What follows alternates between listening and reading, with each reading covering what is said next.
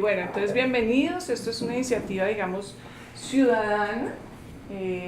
Se reúnen tres colectivos, tres grupos de personas que están interesados en comprender un poco más los desafíos del medio ambiente de cara, digamos, al posacuerdo, a la paz, a la construcción de sociedades hacia el futuro. Yo estaba pensando que debía contarles un poco sobre cómo se llegó a esta posición de los diversos ambientalismos, porque no es que sea un movimiento muy homogéneo, pero sí estamos bastante unidos generalmente en las cosas. Por ejemplo, es muy difícil encontrar dentro del movimiento uribista gente que la reconozcamos como ambientalistas. Hay algunos, pero es muy difícil encontrar. O sea, la mayoría de los ambientalistas sí estamos muy convencidos de todo el proceso de paz. Y eso no es una posición muy nueva tampoco, porque yo diría que se empezó a escribir sobre ambientalismo y paz desde hace unos 20 y pico de años. Inclusive hay uno o dos libros titulados así, Ambientalismo y Paz.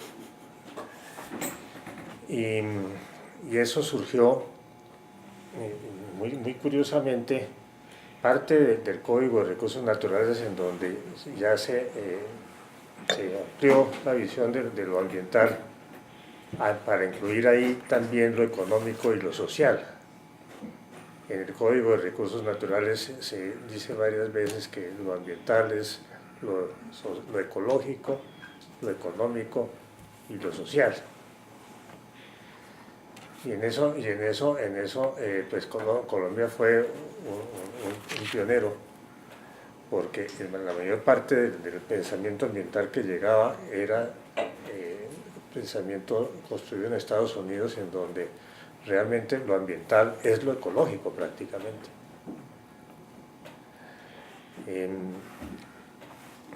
Y no fue fácil introducir naturalmente esos puntos. Pero al abrir ese panorama mucho más amplio, de que nosotros no defendemos únicamente los pajaritos, y hemos tenido discusiones tremendas sobre eso, sino que defendemos también lo social y lo económico, toda la estructura, y que es lo que el año pasado el Papa se puso de acuerdo con nosotros en realidad. Porque puede ser muy antipático decirlo, pero eso fue lo que pasó. Claro. Porque al hablar de ecología integral, en la encíclica Laudato Si, entonces quedó que había necesariamente una unión entre lo ecológico y lo social. Y en la encíclica, gran parte de la encíclica, el Papa lo dedica a lo económico. Entonces, y hay naturalmente, esa posición de las FARC tiene también unas raíces muy antiguas. Yo recuerdo en un viaje que hicimos con Alfredo Molando y con Fajardo a la Macarena, encontramos, eso fue como a fines de los 70 tal vez, encontramos ya varios avisos en que las FARC prohibían la pesca con dinamita y amenazaban a todo el que tumbara árboles. Y eso parece que obedecía a algunos de los comandantes de la época, pero después, cuando ustedes fueron, ya encontraron eso también. O sea, en muchas partes, y además eso también es parte de la herencia del ELN, a pesar de que el ELN es la labor más deteriorante del ambiente ha sido las bombas en el oleoducto. También puede decirse que el ELN, si el ELN no hubiera existido, hay zonas del país que hubieran sido deforestadas mucho antes, como la serranía de Sanducas.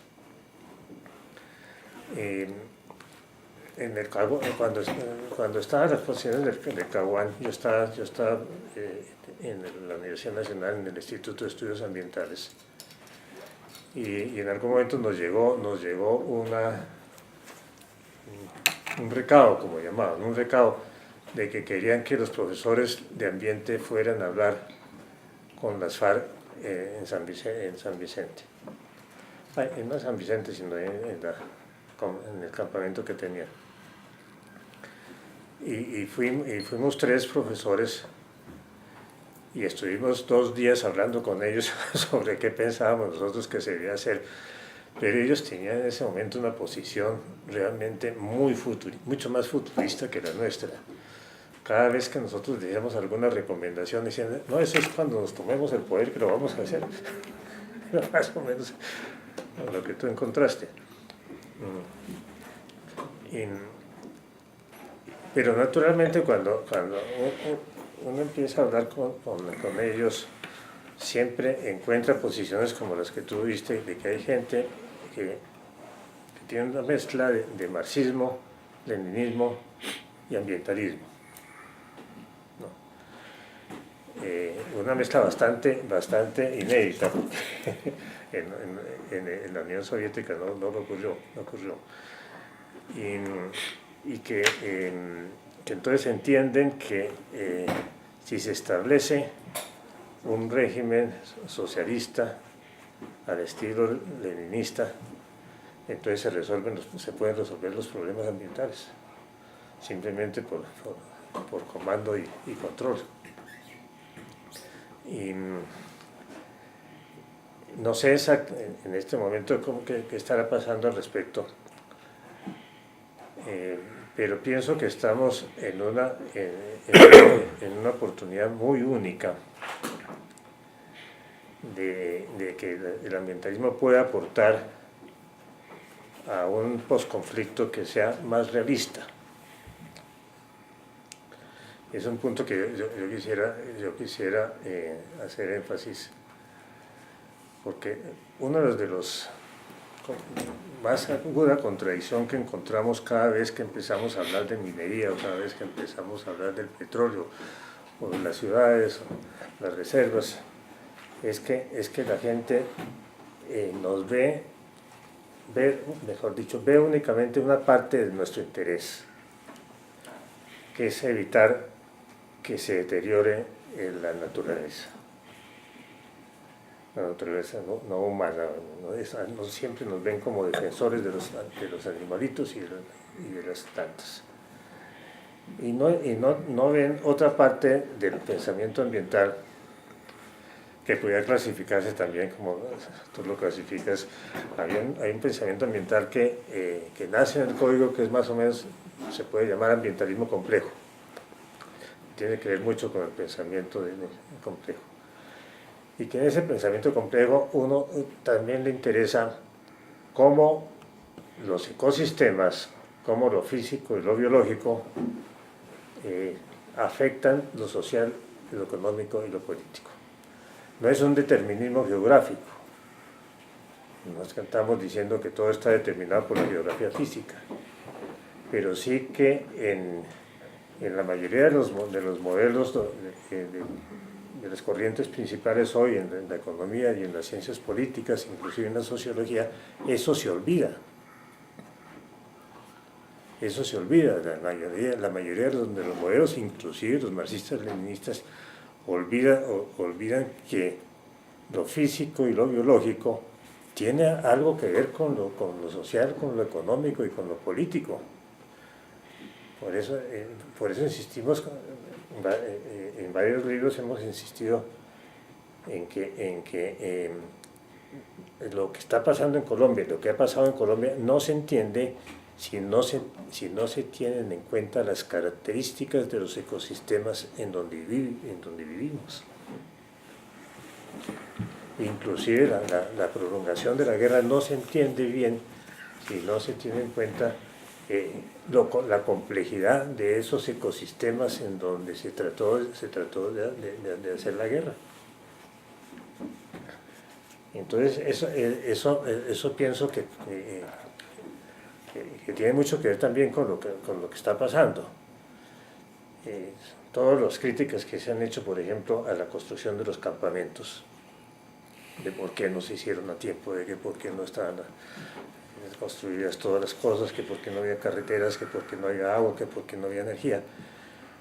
Pues todo eso se entiende pensando en los sitios en donde se escogieron los campamentos para la FARC, las veredas que se escogieron. Si uno las conoce en detalle, se da cuenta que era muy difícil que tuviera éxito el compromiso de hacer unos campamentos modelos en esos sitios. ¿Por qué? Por razones físicas. Porque es que no es fácil tener un sitio con agua potable, con energía, con unas casitas lo más bonitas, etcétera, con unos sitios de reunión en los bordes de la selva, que fue más que todo en donde las FARC escogieron que debían quedar los sitios de concentración. Entonces, eso hoy día también tiene que ver con el posconflicto. Porque afortunadamente en el acuerdo final, quedaron varias frases o varias palabras que hablan de la sostenibilidad ambiental, creo que es más que todo el concepto que usan. Y quedó también un punto que a mi modo de ver es muy interesante que haya quedado, que es la reforma rural integral del punto 1 del acuerdo final. No tiene como objetivos los objetivos que generalmente se tienen en cuenta entre los planes de desarrollo en Colombia. No se encuentra ahí como objetivo el crecimiento del Producto Nacional Bruto, ni tampoco inclusive el crecimiento del ingreso. Los dos objetivos que aparecen en el punto 1 de la reforma rural integral son el bienestar y el buen vivir. No aparece ningún otro objetivo. O sea, eso tuvo que obedecer a una discusión muy profunda sobre si ponían como objetivo aumentar el ingreso per cápita o no. Y esa ausencia de los objetivos económicos es muy importante, porque si uno tiene en cuenta la historia de todos los intentos que se han hecho de desarrollar el campo en Colombia, llega a la conclusión de que la complejidad de los ecosistemas colombianos hace extremadamente difícil que la agricultura sea rentable, con excepción de unos sitios que ya han sido explotados desde hace muchísimos años y que están siendo explotados por grandes capitales, que son parte de la sabana de Bogotá. Ya la sabana de Bogotá es otra cosa, pero el Valle del Cauca, el Valle del Sinú y algunas partes del Piedemonte y la zona cafetera. Entonces, yo lo que pienso es que si no se tiene en cuenta las enormes dificultades de rentabilidad económica que tiene el campo colombiano, va a ser muy difícil que dentro de pocos años no se reproduzcan lo que ha pasado en los últimos años. Y es muy difícil encontrar la solución, como decía Manuel. La solución en el corto plazo es muy complicada, porque si uno piensa en todo lo que se ha presentado acerca de cómo se va, de los cultivos que van a reemplazar a la coca, y ve con cuidado los cultivos, ve los sitios en donde hay que empezar esos nuevos cultivos, y llega a la conclusión de que eso, pues es posible que lleguen a sembrar, pero que obtengan rendimientos de esos primeros cultivos va a ser extremadamente difícil. ¿Y qué va a pasar el año entrante cuando no puedan vender las cosas o las cosas no se hayan producido? Porque eso es muy complicado y puede que como las FARC, más que todos han sido ganaderos, no hayan tenido en cuenta eso, ¿no? Porque ellos como en la agricultura tampoco es que tengan mucha experiencia, ¿no? Su experiencia económica es más que todo en la ganadería. Entonces,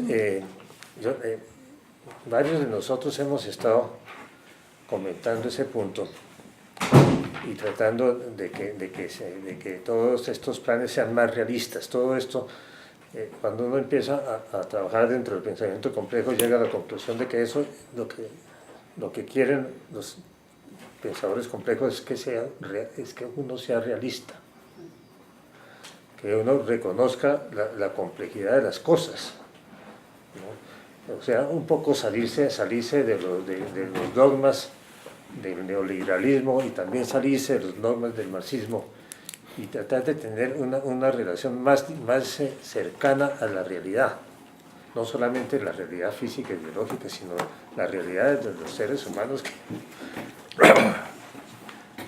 que están viendo una enorme complejidad. Entonces, yo creo que nosotros sí podemos aportar algunas cosas que sean más realistas. Por ejemplo, es más realista sembrar árboles, ¿no? que sembrar el cacao. Es mucho más realista pagar por sembrar árboles, porque uno no tiene que esperar a que al año siguiente tenga que tener un ingreso. No, es que le sigue uno pagando por sembrar los árboles y cuidar los árboles hasta que algo más se presenta. Y es que si no tenemos alguna solución económica en el cortísimo plazo del año entrante, las cosas pueden ser desastrosas. Antes de ayer oí a Alfredo Molano muy deprimido acerca de lo que estaba viendo en los campamentos. Y entre las cosas que contó Alfredo Molano fue que al entregar las armas se estaba perdiendo la autoridad dentro de los campamentos y que entonces los mandos medios estaban perdiendo autoridad porque ya no existía la autoridad de las armas.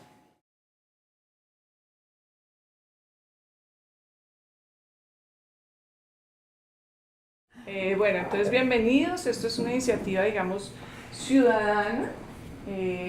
Se reúnen tres colectivos, tres grupos de personas que están interesados en comprender un poco más los desafíos del medio ambiente de cara, digamos, al posacuerdo, a la paz, a la construcción de sociedad hacia el futuro. Yo estaba pensando que debería contarles un poco sobre cómo se llegó a esta posición de los diversos ambientalismos, porque no es que sea un movimiento muy homogéneo, pico de años. Inclusive hay uno o dos libros titulados así, Ambientalismo y Paz.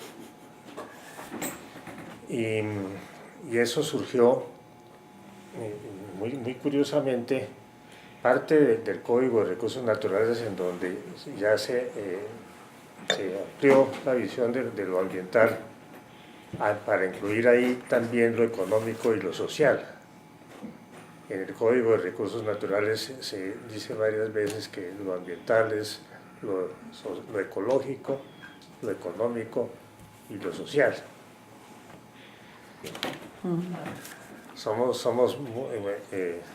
Pero sí estamos bastante unidos generalmente en las cosas. Por ejemplo, es muy difícil encontrar dentro del movimiento uribista gente que la reconozcamos como ambientalistas. Hay algunos, pero es muy difícil encontrar. O sea, la mayoría de los ambientalistas sí estamos muy convencidos de todo el proceso de paz y eso no es una posición muy nueva tampoco, porque yo diría que se empezó a escribir sobre ambientalismo y paz desde hace unos 20, lo social y lo económico, toda la estructura, y que es lo que el año pasado el Papa se puso de acuerdo con nosotros en realidad. Porque puede ser muy antipático decirlo, pero eso fue lo que pasó. Claro. Porque al hablar de ecología integral, en la encíclica Laudato Si, entonces quedó que había necesariamente una unión entre lo ecológico y lo social. Y en la encíclica, gran parte de la encíclica, el Papa y en eso pues Colombia fue un pionero, porque la mayor parte del pensamiento ambiental que llegaba era pensamiento construido en Estados Unidos, en donde realmente lo ambiental es lo ecológico prácticamente.